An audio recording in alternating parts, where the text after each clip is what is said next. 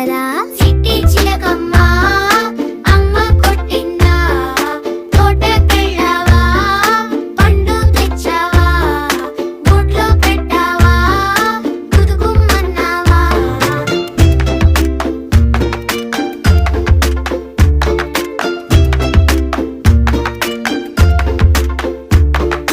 మామిడి పండు తిన్నావా, గుచ్చి పట్టు నింబావా, మేము పిలిస్తే పలుకుతావా, గలిలో చకచక ఎగురుతావా నువ్వు? చిట్టి చిలకమ్మ అమ్మ కొట్టిందా, తోటకెళ్ళావా, పండు తెచ్చావా, గూట్లో పెట్టావా, గుదుగుమ్మన్నావా?